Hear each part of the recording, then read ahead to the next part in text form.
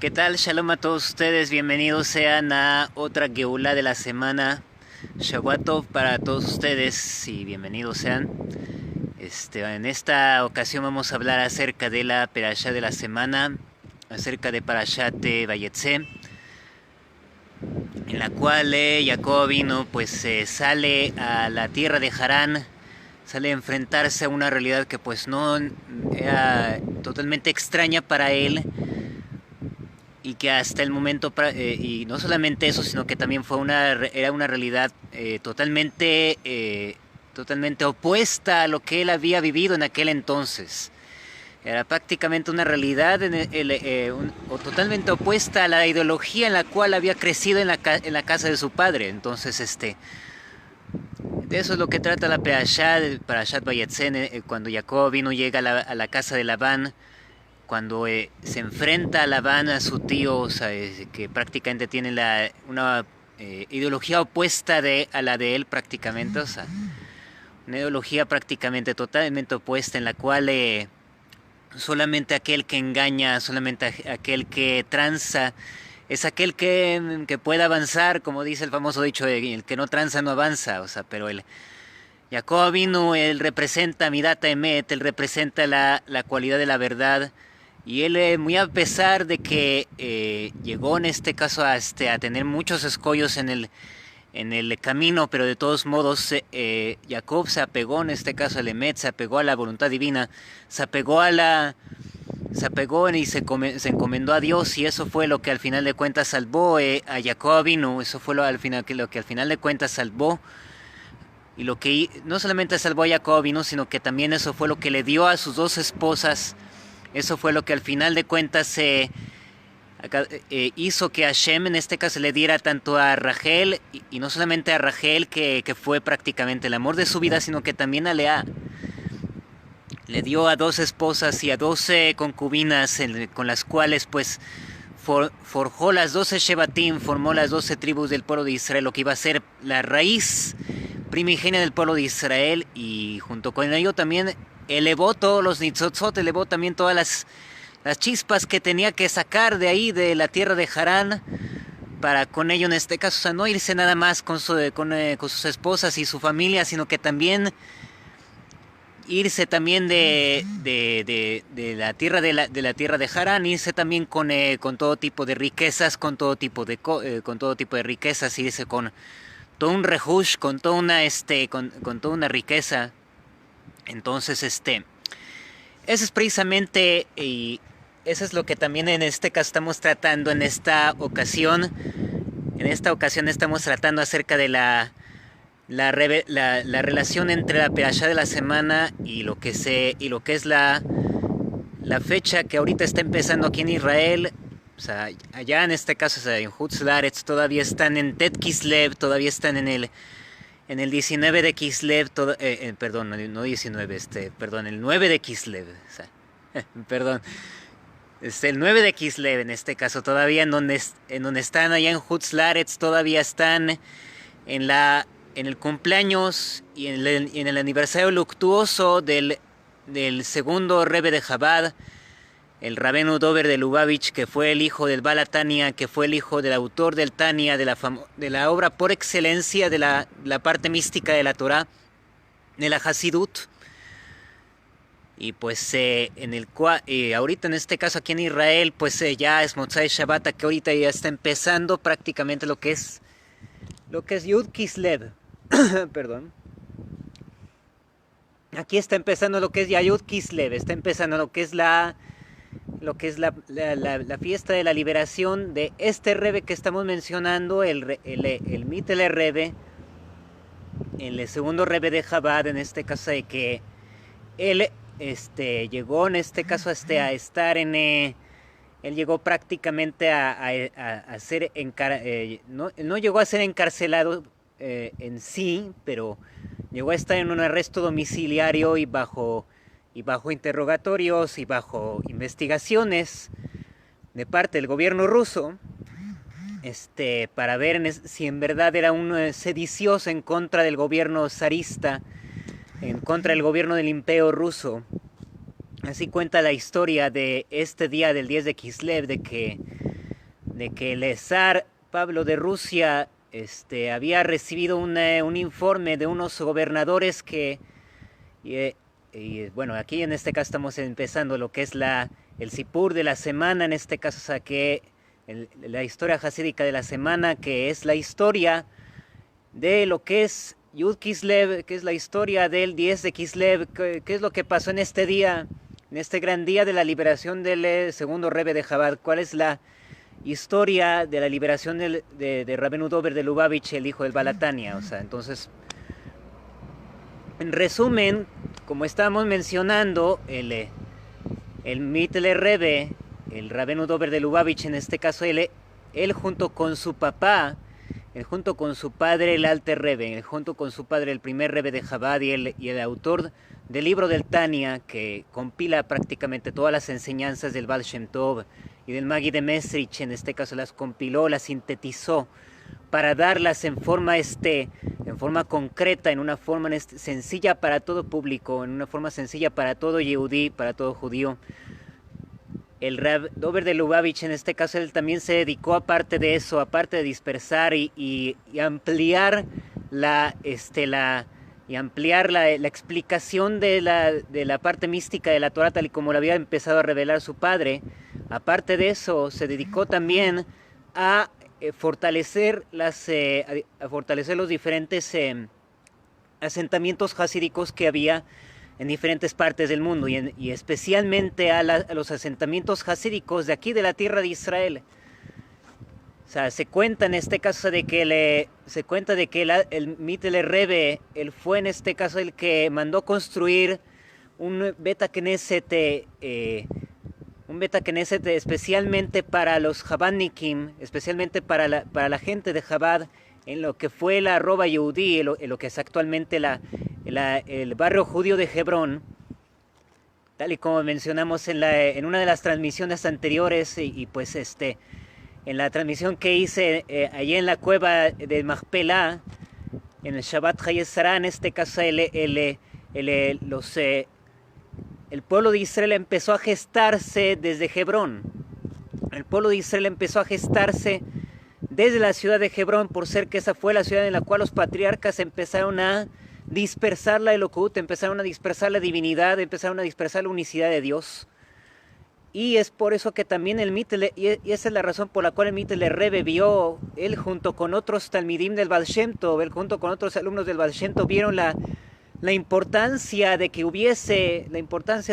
un asentamiento judío en la ciudad de Hebrón, y que se desarrollase de una forma que se desarrollase cada vez más y más. De ahí que el Mittler Rebbe mandase dinero para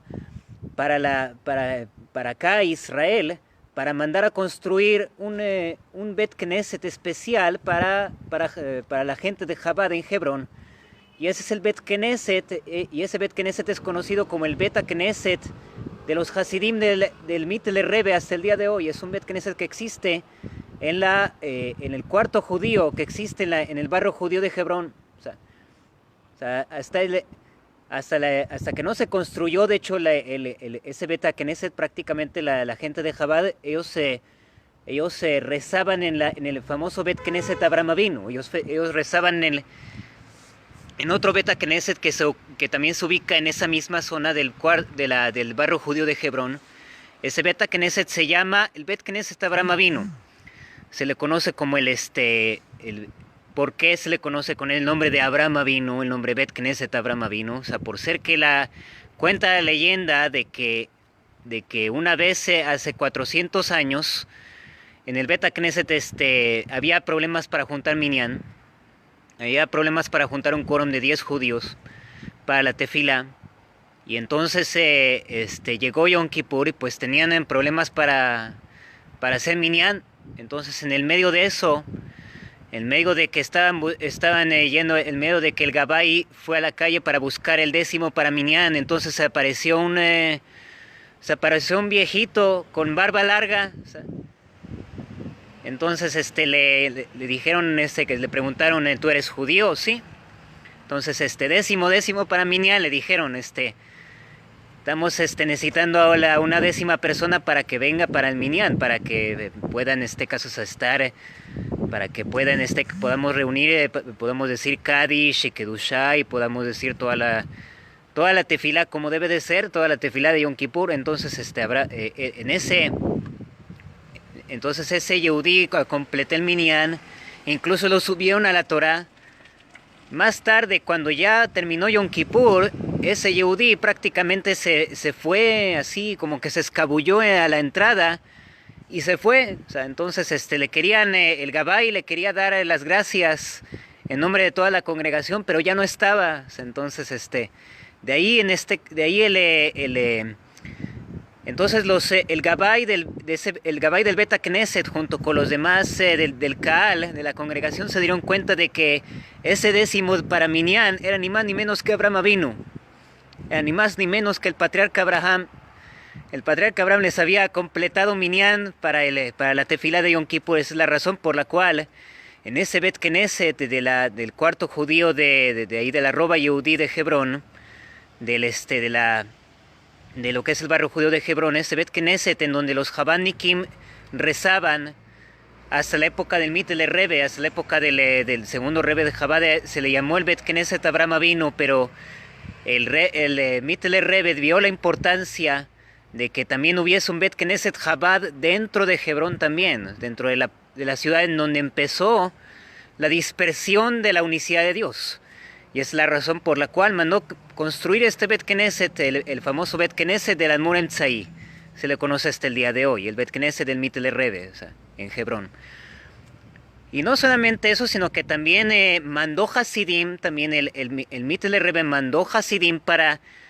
que estos llegasen a poblar Hebrón. Mandó Hasidim de Chabad que vivían en Ucrania y vivían en el centro de Rusia, para que estos fuesen a trabajar la tierra, para que estos fuesen a hacer trabajos agrícolas en Hebrón, para que estos poblasen Hebrón y con ello fortalecer el Yishuv, con ello fortalecer el asentamiento judío en la tierra de Israel en general y el asentamiento Hasidí Bifrat, el asentamiento hasídico en la tierra de Israel, cosa que el propio Baal Shem Tov junto con el Magid de Mesrich y el Rabbi Menachem Mendel de Vitebsk, ellos habían impulsado la Aliyá, ellos habían impulsado la primera de las Aliot, la primera de las emigraciones judías que hubo aquí en la tierra de Israel, que fue la emigración hasídica, que fue la migración de los Talmidim de Baal Shem Tov. Una emigración que fue mucho antes de la emigración de los Talmidim de la Gra. Fue mucho más, una emigración mucho más antigua que la de los alumnos del Gaón de Vilna, que de los alumnos del Rav Eliyahu, el Gaón de Vilna. O sea, los alumnos del Gaón de Vilna prácticamente empezaron a emigrar por ahí de 1850, algo así. Entonces, pero el Baal Shem Tov junto con el Rabbi Menachem Mendel de Vitebsk,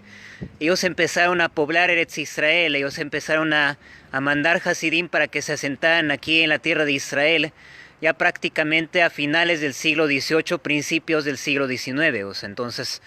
de ahí el hecho de que el Yishuv Hasidí, de que el asentamiento hasídico aquí en la tierra de Israel tiene ya muchísimos años, ya tiene prácticamente 250, 300 años de existencia. Y fue, y el Mittler Rebbe en este caso, o sea, entre ellos, el segundo Rebbe de Chabad quiso apoyar este tipo de Yishuv, quiso apoyar este asentamiento judío aquí en la tierra de Israel para que se engrandezca en este caso, para que Lakim, tal y como menciona el Zohar, Lakim Shechin Tameafra, para empezar a levantar a la Shejinah, para empezar a levantar la presencia de Dios del polvo en el cual estaba sumida, para empezar a levantar a la Shejinah del exilio en donde se encontraba en este caso, por ser que todo el tiempo en el cual el pueblo de Israel está en exilio, también la Shejinah está en exilio. Galul Edom, Shejinah Imaem, tal y como dice el propio Rashi, menciona de que en el momento en el cual fueron exiliados el pueblo de Israel a Edom, entonces la Shejinah también se exilió junto con el pueblo de Israel. A donde quiera que el pueblo de Israel fue, ahí también la Shejinah también se exilió también. Entonces, el Mittler Rebbe veía en este caso una misión sagrada en repoblar la tierra de Israel con gente hasídica, que hubiese una repoblación, en este caso, o sea, que hubiese una repoblación de Yehudim, y más de Yehudim Hasidim, en este caso, o sea, aquí en Eretz Israel, y que Hasidim también se asentasen aquí en Eretz Israel. O sea, entonces el Mittler Rebbe apoyó este Yishuv Yehudi Hadash, nuevo Yishuv, en este caso, o sea, Hasidí, aquí en Eretz Israel, y especialmente en la ciudad de Hebrón. Y pues de cuando en cuando el Mittler Rebbe enviaba dinero para que llegase para que el Yishuv Yehudi, para que pudiesen tener apoyo económico y para que se pudiese desarrollar la agricultura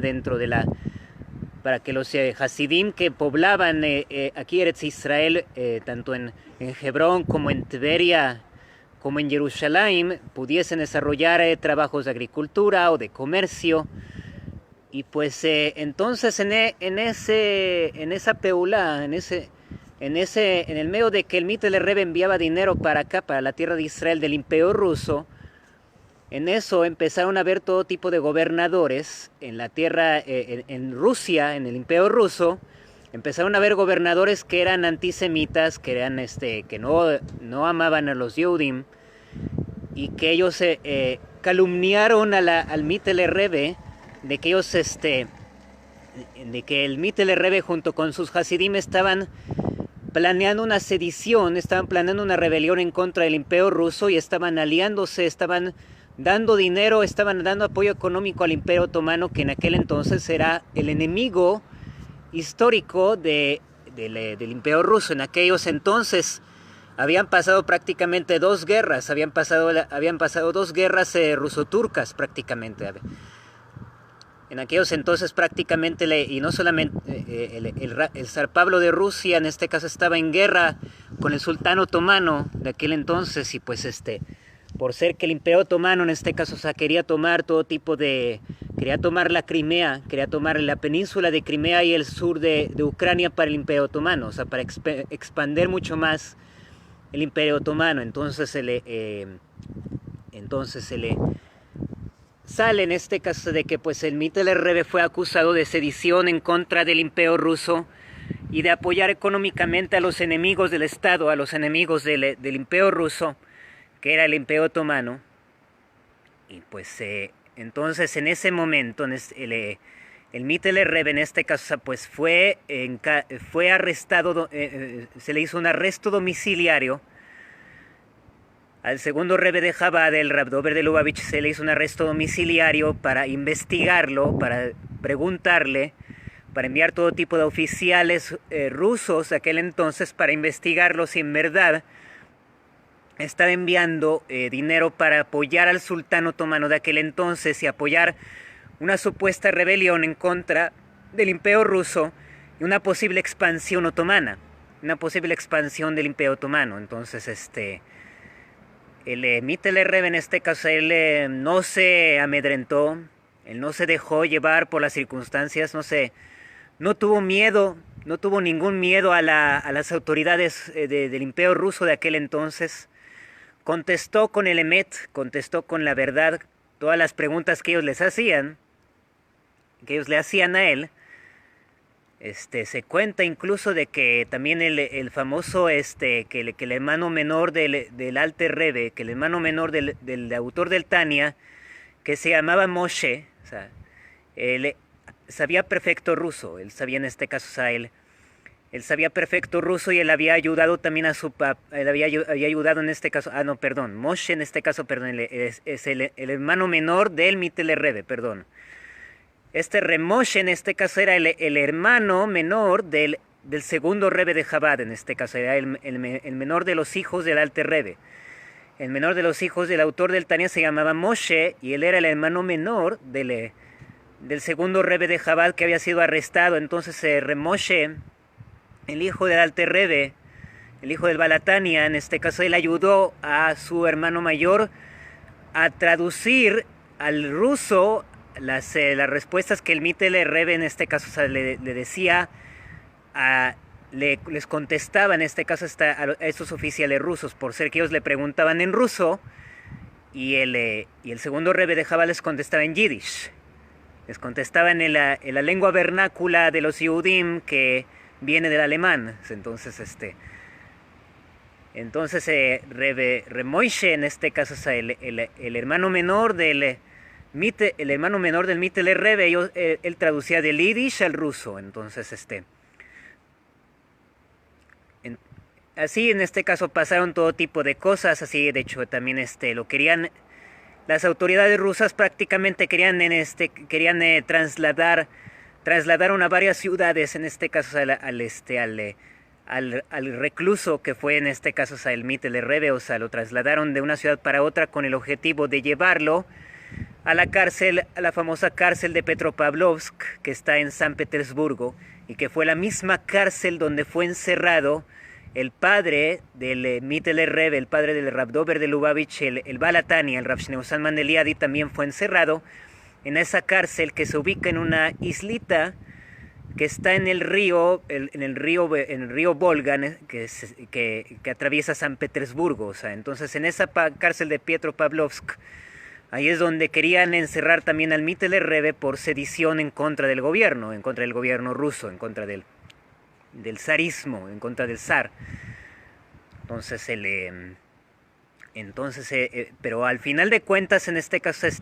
en el trayecto, ¿qué es lo que pasó? En el trayecto de que lo llevaron en este caso, o sea, hacían parada en varias ciudades. Hicieron parada en una ciudad llamada Dobromysl, en otra llamada, en este caso, o sea, Chiena, en este caso, y así. O sea,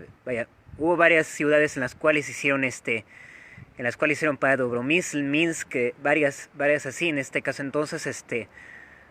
en esas ciudades, el Mittler Rebbe, en este caso, aprovechó para fortalecer a los Hasidim. Él dijo Mamarim también, en esas ocasiones también dijo discursos hasídicos, y también en esas ocasiones también él tuvo la idea, en este caso el Mittler Rebbe tuvo la idea de escribirle, en este caso de apelar al César, por decirlo así. O sea, como dice el dicho, tipo apelar al César. ¿Y quién era el César en Rusia? Pues era ni más ni menos que el zar Pablo de Rusia. Entonces el Mittler Rebbe hizo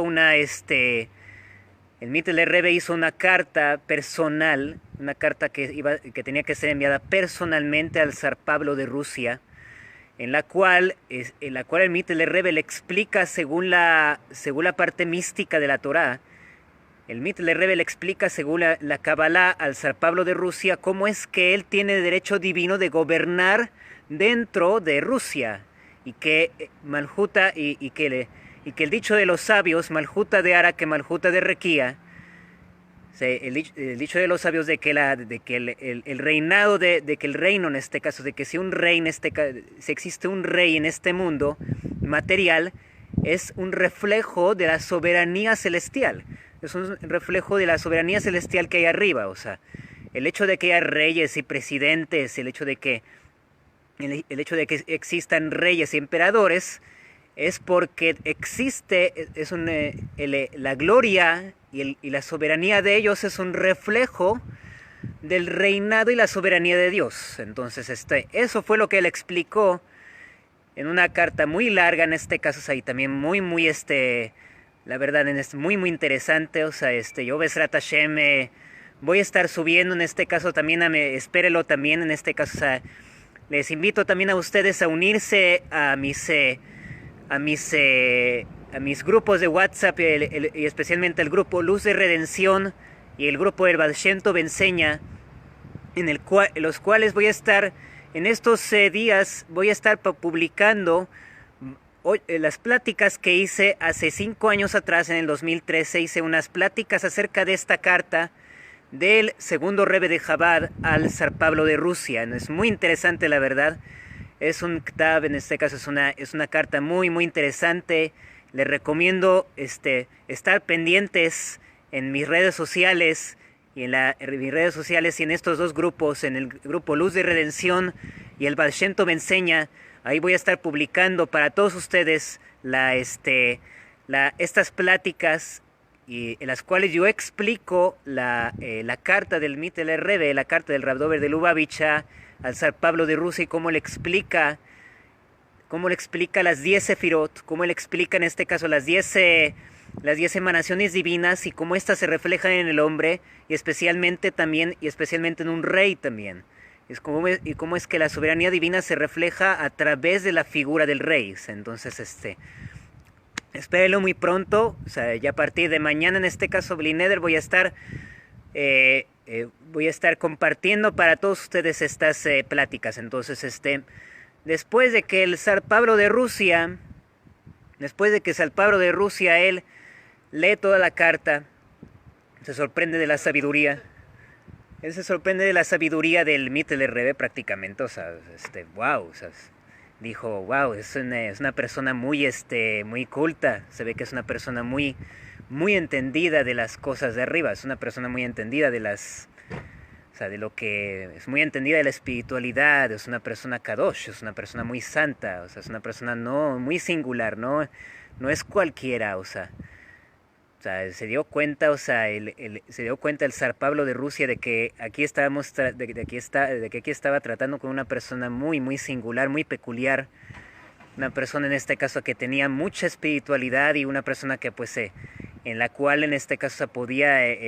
incluso confiar, podía en este caso que hablaba con la verdad, que hablaba con el emet,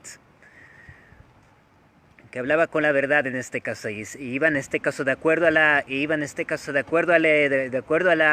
verdad divina, le mete lo kit, sin ningún tipo de rechistación, sin ningún tipo de vacilaciones. Entonces el zar Pablo de Rusia se sorprendió por eso y de hecho se cuenta del propio zar Pablo de Rusia de que él siempre tenía un sentimiento de que él tenía un sentimiento por dentro de que su misión en este mundo era gobernar por derecho divino, de que él tenía que gobernar el gran imperio ruso porque Dios lo había nombrado, porque Dios lo había puesto ahí en este caso por una razón. Él lo había puesto ahí de que Dios, él tenía la emuná, o sea, este zar tenía la fe de que Dios lo había puesto ahí para poder gobernar el gran imperio y sacarlo adelante y de que este imperio gobernase toda Europa, de que este imperio fuese el más poderoso de toda Europa. O sea, él de hecho tenía la influencia, él llegó a tener mucho de la influencia del famoso zar Pedro el Grande, que él fue el que expandió el imperio ruso a tierras tan lejanas como Siberia, como Kamchatka, todas esas tierras que están lejanas, que están en el extremo del mundo prácticamente, o sea, están en Siberia y mucho más allá, en este caso, o sea, están más allá de Japón. Entonces el zar Pablo de Rusia dijo, en este caso, o sea, esta persona es un Kadosh Elión, esta persona es una persona santa, libérenla. El propio zar Pablo de Rusia dio la orden para liberar al propio Mittler Rebbe, cosa que pues no le agradó mucho a los gobernadores, pero no se podía hacer nada. ¿Por qué? Porque este era un decreto real, era un decreto del rey de Rusia, ni más ni menos, del rey de todas las Rusias, en este caso el zar de Rusia, o sea, entonces el emperador de todas las Rusias. Entonces de ahí en este caso y el día en el cual el zar Pablo de Rusia le decretó la libertad del arresto domiciliario en el cual estaba el Mittler Rebbe fue un día como hoy, el 10 de Kislev. Lejaime Libroje, Lejaime, que podamos en este caso siempre ver en este caso en nuestra vida, en este caso que podamos aprender siempre de esto, que podamos aprender de todas estas historias, de que tal y como Jacob vino, vemos en la Perashá en este caso que él no se dejó sorprender por todo el engaño de Labán, por todas las Ramaut, por todo el espíritu engañoso y trácalas de Labán, sino que él fue con la de Metelokit, él fue con la de verdad divina, sin rechistar, sin vacilar y sin dejarse llevar por los shkarim, sin dejarse llevar por las cosas, por las mentiras de este mundo. Y sin dejarse llevar por las mentiras, no solamente de este mundo, sino también las mentiras de la gente. O sea, Jacob vino, no se dejó llevar por las mentiras de Labán, él no se dejó llevar por los engaños de Labán, y él en este caso siempre se apegó de forma continua en el Emet, en la verdad. Entonces esa es una de las claves Tal y como hemos venido diciendo, esa es una de las claves en la cual esa es una de las claves para poder hacer milagros. Esta es una de las claves para nosotros poder hacer milagros, ya que estamos en el mes de Kislev. Es el mes de los milagros. Este es el Hodesh Anisim. Este es el mes de los milagros, tal y como vemos el milagro en este caso de la liberación del Bittler Rebbe, del segundo Rebbe de Chabad, y el milagro de Hanukkah. Es un mes lleno que conmemoramos milagros que sucedieron en el pueblo de Israel, Bayamima, en Bismanasé, en aquellos tiempos y en esta época. Entonces, otra de las claves, la segunda de las claves para poder hacer milagros en la vida es no dejarnos llevar, no amedrentarnos, no dejarnos sorprender, no dejarnos amedrentar por las circunstancias adversas que puedan haber en la vida. O sea, ¿por qué? Porque hay que verlas en este caso a la cara y decirles: tú no eres Emet, tú eres Sheker en este caso, la Sheker en Raglaim. Tú no eres verdad, tú eres mentira, y la mentira no tiene pies. Tal y como vemos en la palabra Shi in Kuf Resh, que es la palabra Sheker, que cada una de las letras de Sheker tiene nada más un pie en este caso. O sea, entonces aquí les escribo en este caso la palabra Sheker. Vemos que la palabra Sheker en este caso, o sea, la palabra Sheker, la Shin nada más tiene un pie, y la Kuf y la Resh nada más tienen un pie. Una cosa que estás apoyada sobre un solo pie, entonces muy probablemente se vaya a tambalear. Tarde que temprano una cosa que se apoya sobre un solo pilar se tambalea, fácilmente llega el viento y lo tambalea y lo hace caer. De la misma forma el Sheker, de la misma forma la mentira en este caso, o sea, la mentira no tiene pies, y la mentira nada más está apoyada sobre una sola cosa, sobre un solo pilar, que este pilar es muy débil, y que tarde que temprano ese pilar se va a caer, que tarde que temprano ese pilar en este caso pues se va a andar cayendo, y tarde que temprano se va a dar a ver que ese Sheker, que esa mentira es solamente bluff, es solamente algo, es solamente avir, es solamente un aire, es solamente un globo que se infló es solamente un globo que se infla, pero al final de cuentas este globo explota. Al final de cuentas este globo llega a explotar y boom. Entonces ese Sheker ya no va a existir. Entonces así es el Sheker en este caso. O sea, y muy contrariamente a eso está la palabra Emet. Aquí está. La palabra Emet en este caso se representa. La palabra Emet en este caso, tal y como vemos, la Aleph, la Mem, la Taf, tienen las tres letras de la palabra Emet, tienen